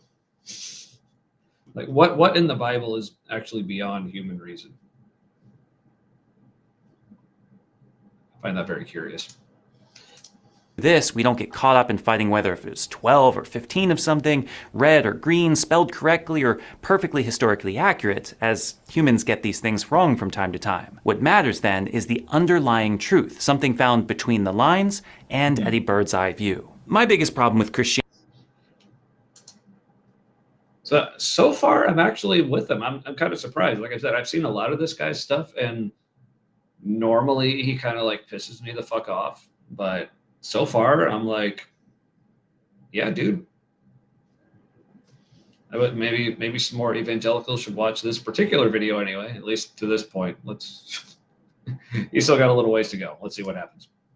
Christianity is the Christians, hypocrites that spread hatred. Well, you're not going to find a lot of disagreement from me. Over the years, Christians have been a part of a number of horrible atrocities, both individually and institutionally, and there are plenty of everyday Christians today who are just bad people. But surely... So this is like something like when me and Erin were talking earlier. I'm glad this kind of tied in with that.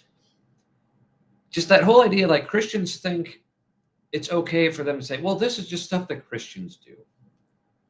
As if that lets God off the hook. It's like, who's in charge of these people? And like we said, like a couple weeks ago when we were discussing the problem of evil, like, okay, if God really is this all-powerful being that created reality itself and the way everything in it works from scratch, then there can be literally nothing that happens that is not his fault or his responsibility. So this whole idea that people like Father Casey here can just say, like, well, it's not God's fault, it's just his people that are doing all this stuff. Like, well, like again, like if my kids are fucking up, like, yeah, that's my responsibility. Right. And like Caitlin says, yeah, the whole point of being Christian is literally to be Christ-like. So apparently being Christ-like is letting your kids like genocide a bunch of people because they want a particular piece of land or do all the things that folks in his particular brand of religion are doing to little kids. Apparently you just kind of let that go. Weird. Surely we can't believe that the people who do these things or act in this way are really disciples of Jesus, can we? The problem we see isn't with Christians. I don't know, like spoiler for when we do the episode on Jesus. Jesus was kind of a dick, not gonna lie. It's with people claiming to be Christians that know nothing of Christ. For me, I think it's much better to... Good old no true Scotsman fallacy. Oh, see, these people aren't really Christians. Okay, well, do me a favor, whether it's like Father Casey here or any Christian, tell me what real Christianity actually is, please. Because the way it feels like, you know, I asked like 10 different Christians, what does Christianity actually mean? I get like 30 different answers. If only there was actually a God who could like set it all straight for us and not in a book that can be interpreted a bazillion different ways. That'd be fantastic. Man, it's going to take me a long time to get through this video. Ooh. Which one is that? I'm sorry, I'm already like a couple beers in and the ADHD like kicking in way too hard. So you might have to be more specific. Sorry, Caitlin. But thanks for interacting. Love you for it. To judge us based on what we do when we're actually following the teachings of Jesus. What we see are people who found hospitals and schools. So actually follow the teaching of Jesus.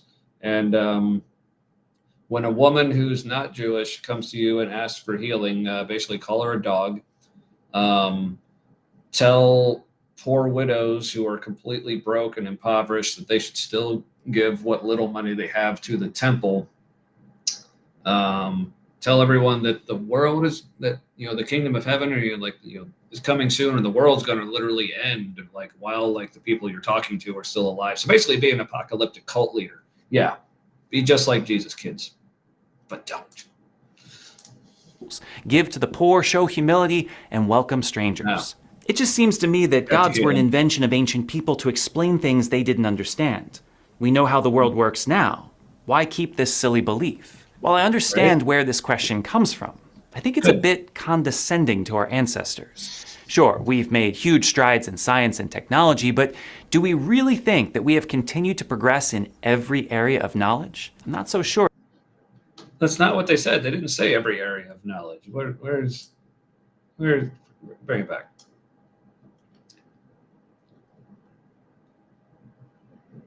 Well, okay, so maybe, so again, this is like a brief question. So maybe this person was overstepping a little bit. It's like, we know how the world works now. I say we know more of how the world works now. And we literally do know more than they do. That's not condescending to say, it's just the truth. Like today's like average like third grader probably knows more about the way the world works than like the smartest person, like, 3,000, 2,000 years ago. But it's not because that third grader is better now. It's just that they're not like, we've had all those centuries and millennia of accumulated knowledge that we're able to pass on. But no, yeah, keep going. How the world works now. Why keep this silly belief? While I understand where this question comes from, I think it's a bit condescending to our ancestors. Sure, we've made huge strides in science and technology, but do we really think that we have continued to progress in every area of knowledge? I'm not so sure that our art is as good as it's ever been. Our poetry, our family structures, relationship with the natural world, sense of morality, awe and wonder. There are things that our forebears knew and understand that, frankly, we've lost touch with, and plenty of things in our world that science and technology will never be able to fully explain. Isn't it possible that people before us knew something that we didn't? How can you believe? I mean, it's possible, but you kind of have to stop there, like saying it's possible that they did. But he's just taking that extra step. Well, since it's possible that they did, they probably did. That's basically what he's saying with that, which you can't necessarily go that far. Believe in God without any evidence. For most agnostic people, this is the biggest hang-up with religion. There's no empirical proof, and that's correct. But there is more to truth.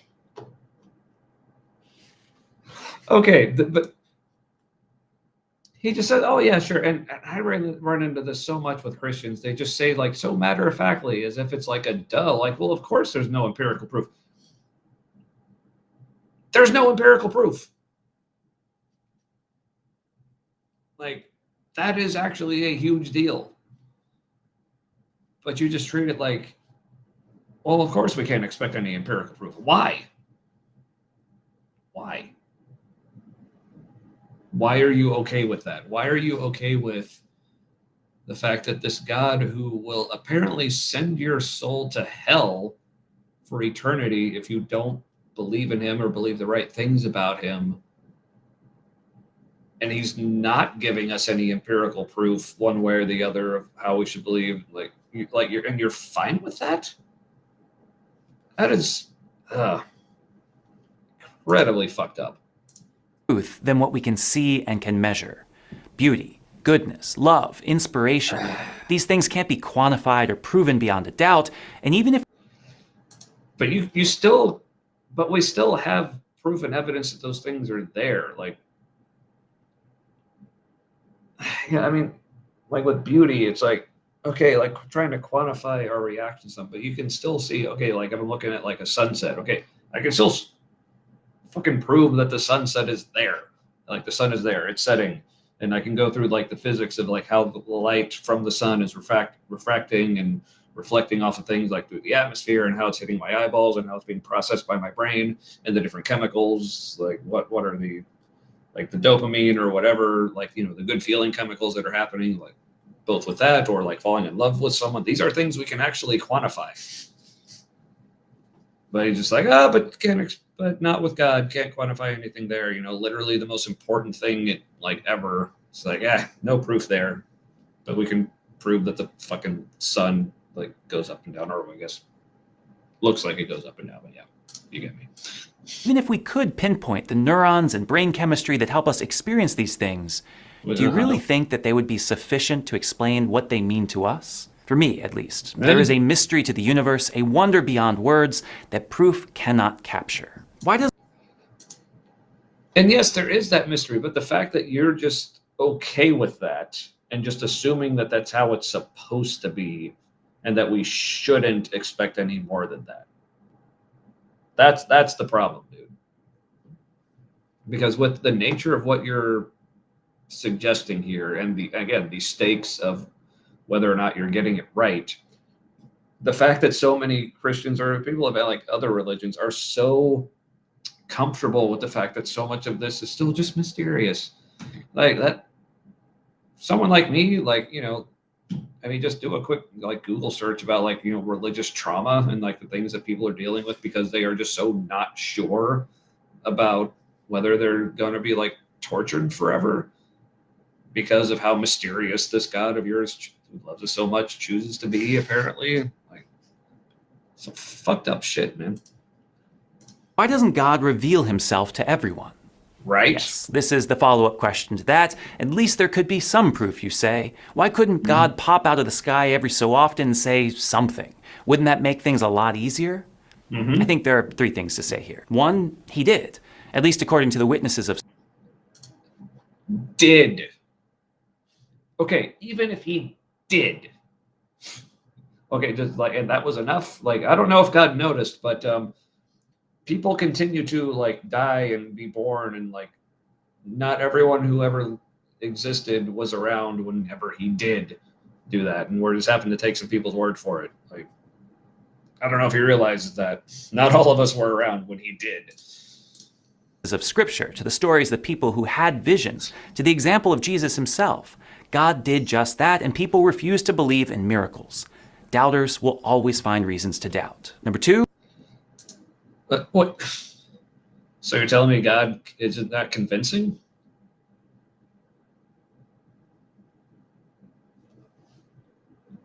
You're telling me God showing up in the flesh, apparently, was not enough to overcome people's doubts. Wow. Weird flex, but okay, dude. 2, when would it stop? Would Jesus have to be born, die, and rise again in every age to every people for us to believe? It seems pretty impractical. No, he doesn't have to be born and die. He just has, like, if he's still alive, all he has to do is just fucking show up. I mean, okay, for the people who know me, right? Some people won't believe, so fuck them all, I guess, right? Be more convincing, maybe, dude. But yeah, but I mean, it's for the people who are convinced that I exist. How many times did I need to be born or die and rise again for you to believe that I exist? Apparently, all I had to do was exist. And you still believe. Man, your faith in me is incredible. That's really impressive, folks. I appreciate it. Practical, to say the least. And 3, where would that leave faith? If God were someone who could just be measured and tested, then we would be left with no choice but to believe. Gravity exists. What the fuck is so great about faith? Seriously. Because I hear this one all the time, too. It's like, well, if he just proved himself, then we wouldn't need faith. Good. And it's like they have to think that faith is important and vital because there's no other way to buy any of this stuff.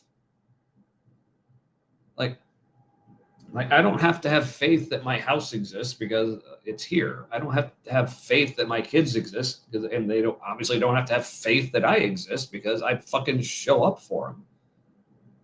Am I taking away their free will or their choice or whatever because I simply prove that I exist?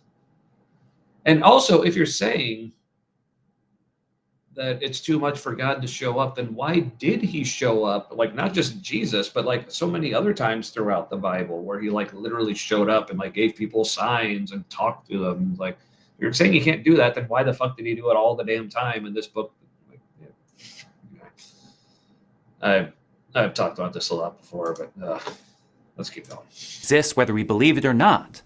But this is not how faith works, and there is something critically important about having to trust and to take a leap of faith. You do know... Is there, though? I still contend there's not. That there's no evidence that Jesus even existed, right? Technically, this is true.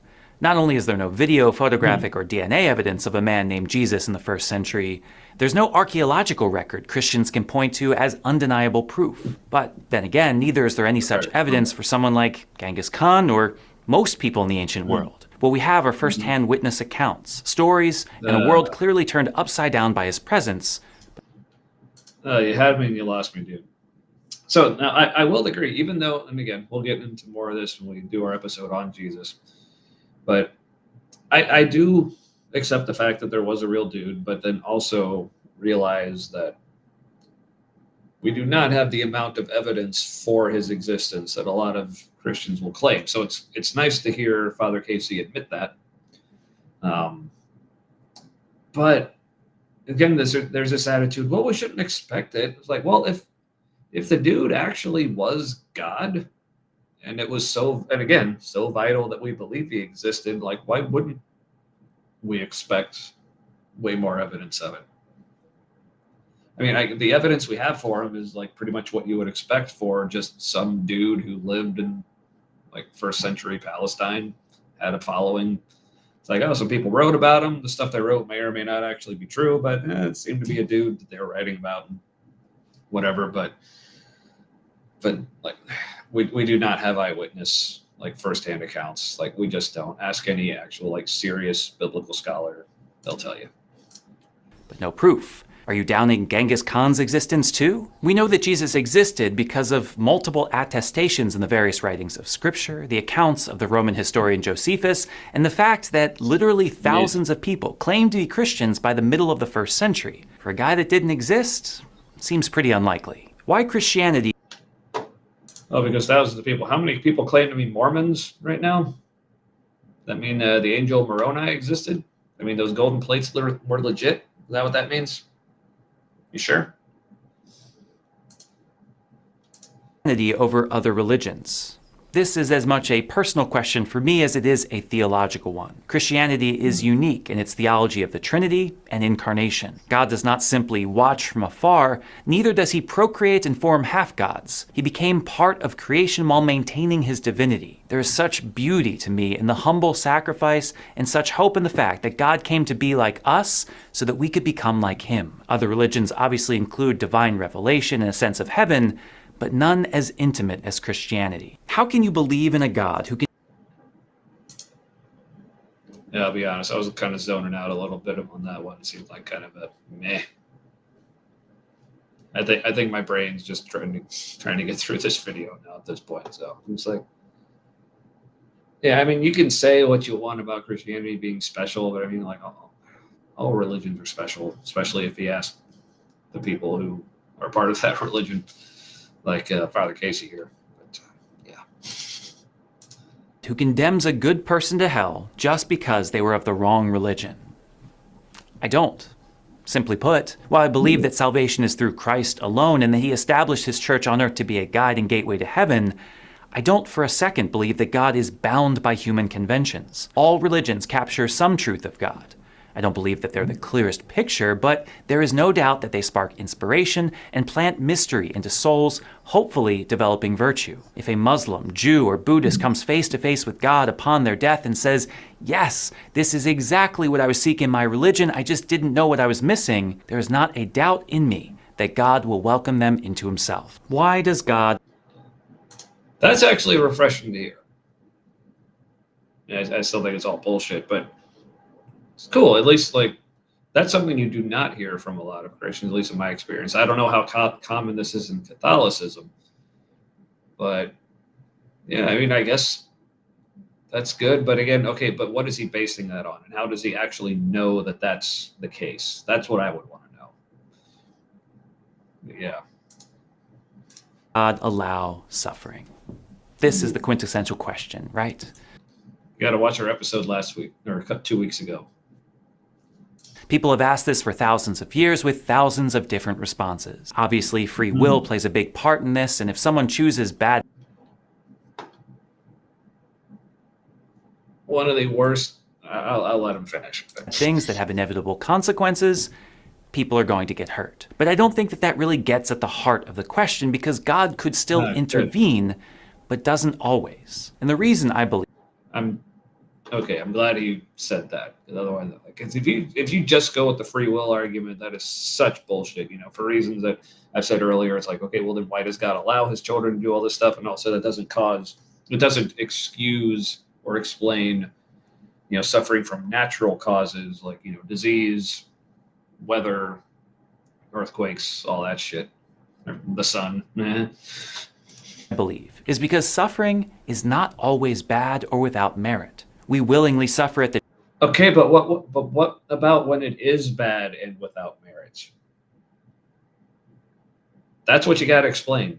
gym and go on diets. Women freely go through labor and raise children. Some people love horror movies and watch tragedies. Why? Because sometimes suffering purifies us, makes us stronger, gives us perspective, takes away our fear, brings immense fulfillment in surviving it, and even leads to something much greater than we ever knew. The problem with our That is such a fucking privileged thing to say. You can say, oh, suffering builds our character.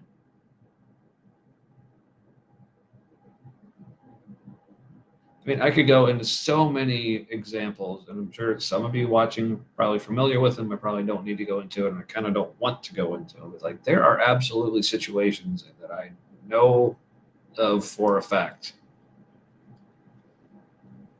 that someone can endure that has absolutely zero redeeming quality to it. None. Just, explanations like that just piss me all the way the fuck off. Our human lives sometimes is that we are so short-sighted.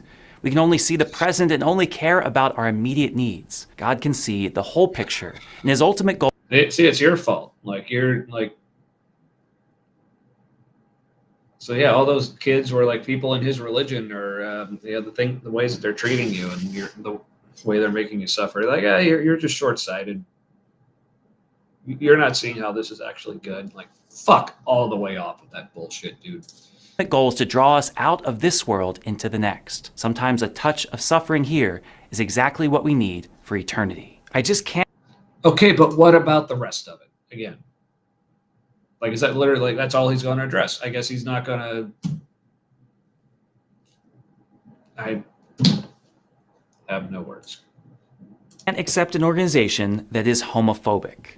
Homophobia is a sin. To fear or to hate something or someone is not the plan that God has for anyone. And so if religion is truly homophobic, systematically seeking to cause harm in another, this is a problem. That said, there is nothing inherently homophobic about Christianity in general or the Catholic Church in particular. For Catholics, at least, there are two inherent purposes to all sexual activity: procreation and union. Any action that denies either of these possibilities falls short of God's plan and reduces sex to merely an act of pleasure. This, for us, Okay, so we're not homophobic. We're just telling you that if you are homosexual, you're not acting according to God's plan, and therefore it's sin. Like, what the fuck? Like, you can't just define what homophobic is, dude, and just declare that that doesn't apply to you.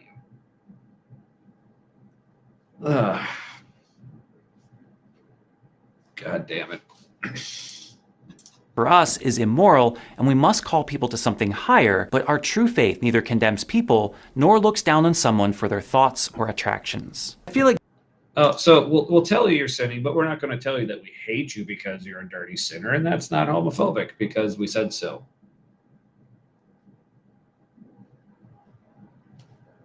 I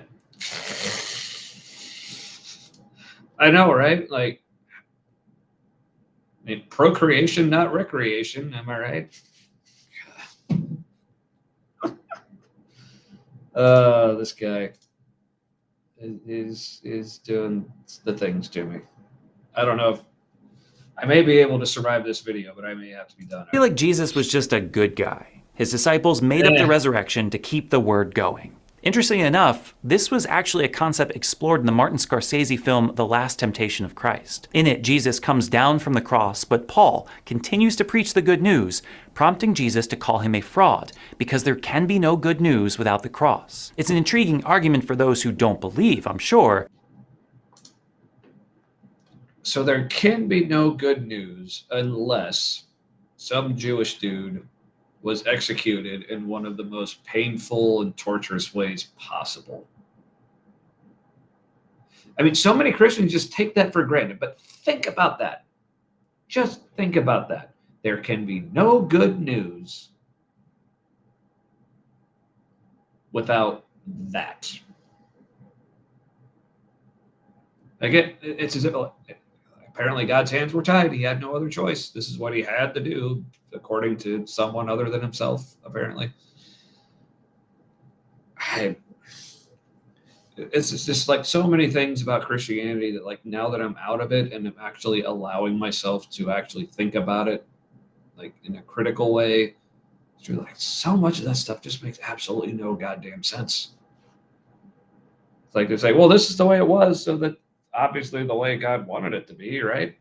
Couldn't be any other way. Total lack of imagination and creativity, if you ask me. But I don't think that Christianity would have had any lasting success without people actually seeing him risen from the dead. Remember, the Gospels themselves. Ooh. This is something we're going to get into when we talk about Jesus. It's a little teaser. Just because all these people, let's just say even all these people did actually say they saw Jesus appear to him and they saw him risen from the dead. Back then, when people said that, they didn't necessarily, well, in fact, normally they didn't actually mean it. It was actually not uncommon for people to just claim that they saw some person that they viewed as super important, like to claim that they saw them appear to them after they had died. People said it about Caesars, other important figures. Jesus' followers just said it about him. Doesn't mean they actually did see it. Themselves paint the first disciples as pretty incompetent. I don't think they had it in them. And lastly, I tried praying but didn't hear anything. Well, join the club. I say this not to Again, weird flex, but okay. Like, okay, if one of my kids was like trying to communicate with me and I was just completely ignoring them, just ghosting them, just not responding at all. And they said to their sibling, oh, Dad, like, I'm trying to talk with Dad, but he's just not responding to me at all. And the other's like, yeah, join the club. And that's a good thing? No, that means I'm a pretty shitty dad. What the fuck, man? Like, but they'll just say this stuff like, matter of fact, oh, of course. Of course.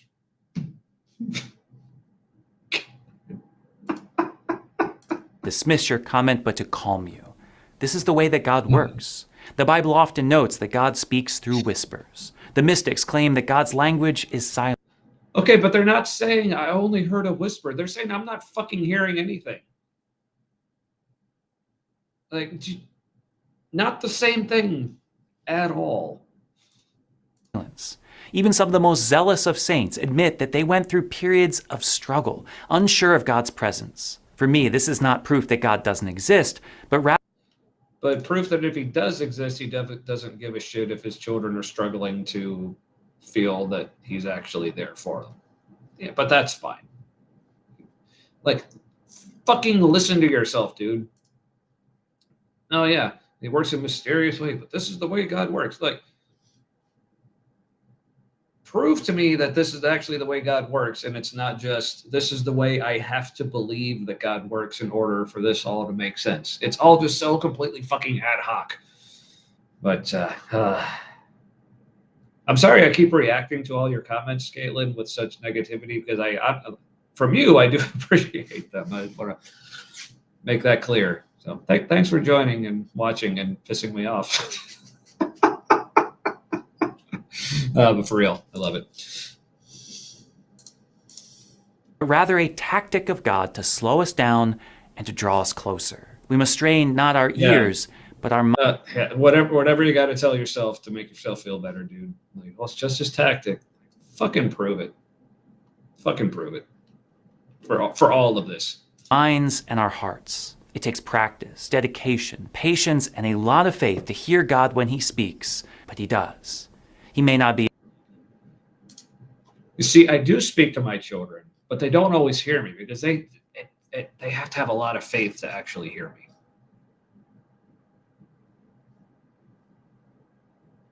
me. Did you see how fucking insane this sounds? As clear as a phone call, and you may doubt that you heard anything at all, but I can assure you that I have felt the burning within my heart, drawing my mind into unimaginable mystery. For those who have yet to experience this, it may sound like utter nonsense. It does. Okay, let me tell you about feelings. Okay, at one point, I genuinely felt in my heart that I truly enjoyed listening to the band Creed. I was fucking wrong. Okay, so much for feelings. And sorry, Creed, but also not sorry. Nonsense, and I get it. Nonsense. But if you've made it this far into this video, there must be something speaking to you deep down. Keep it. Oh, there's something speaking to me, dude. I don't think it's saying what you think it's saying, though. At it. Continue to ask your questions. Continue to listen. And I guarantee you, God will speak.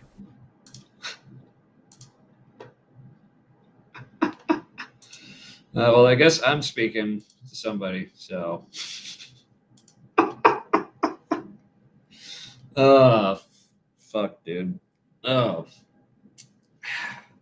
It just kills me. And again, this was one of the big reasons why I left Christianity to begin with, because it's like Christians will make all the excuses for God and like why he doesn't actually live up to like certain expectations and why he doesn't act like you would actually expect an all-powerful, all-loving God to act. It's like they just make it completely unfalsifiable. They can hide behind the whole mysterious ways thing, so they can say, well, any objection you have to how God is or isn't acting, you can just say, oh, well, your expectations are just off. Okay, well, fucking prove it, man. Like, because that was my question to every Christian or religious person or theist of any stripe on my way out, was they would say something about God, the way he really works, the way I'm really supposed to expect him to interact with me. I would just constantly ask them, how do you know? How do you know? And none of them ever fucking did. So like, all right, then I'm done. And that was just one of many things that kind of pushed me out. Like, but yeah, that was a big one. But man, I kind of feel bad like leaving on this kind of like more negative note, because man, like that interview with Erin that we did earlier today that I played like to start the episode tonight, that was like so cool and it was so great. Like I just love how like she was just so passionate about like being honest about herself and like, you know, coming out as it were as a non-believer. So like for anyone who like missed that part of the episode, like please go back and watch like the first half, I guess, where I interviewed Erin, Matt's wife. Who, again, you know, obviously Matt was unable to make it again tonight. But yeah, go back and watch that. She was making so many great points, and I just loved how, yeah, like I said, how excited and like passionate she was about like coming out and just being honest about like her true self. Because like, again, this is what like our show, I guess, like really is about. At the end of the day, it's just humans being humans and like just honestly being ourselves and being able to talk about things openly and honestly. And so so I guess as a way to like wrap things up for the evening, because I feel like I could like say a lot, but I'm also feeling the effects, as it were. And I just feel like at this point I'd just be more incoherent, rambling. Not that you're not used to that, I hope, or something. But yeah, so yeah, I guess just by way of wrapping this up, thanks for everyone. Thanks especially to Erin for being so like open and honest in our discussion from earlier today. Really appreciate it. That was really cool to hear from you on all that. But yeah, and like Matt may or may not be back next week. I don't know. We'll see. If he is, great. If not, we'll just keep on keeping on. But thank you for those who are hanging out with me this evening. Appreciate all of you. Even those of you who weren't here this evening but are watching later, please, like as always, feel free to keep leaving comments and share. Obviously, we love it when people share our stuff with people that they think may get something out of it. Like we always say, like we understand if you don't necessarily want to share it publicly, because we know a lot of things we talk about and we've heard from people is like, I like what you're saying, but I don't necessarily want to put it out there yet. Like, even though like the way Erin was and how much we encourage being open about that, we like I said, I also understand if people are not in that position where they don't feel comfortable sharing their thoughts on this or saying that they agree with some of the stuff that we say, because like we always say, like we're not for everyone, for sure, but we appreciate everyone who does like show up and interact with us. So if you do feel comfortable sharing in whatever manner, whether that's sharing publicly or maybe just like sending some of our episodes just like in private message to someone or just whatever it is, we appreciate you. So yeah, like I said, Matt may or may not be back again next week. We'll see how he's doing. For those of you, like, I hope I'm not like freaking people out because I'm not going into specifics about like why Matt's not here with like the medical issues. But it's literally just because he hasn't said to share, so I don't want to make it sound like it's something like super. He's not dying or anything like that. But the only reason I'm not going into specifics is because I don't specifically have permission from him to share. But yeah, that's it. So yeah, keep them in your thoughts, good vibes, prayers, even if that's your thing.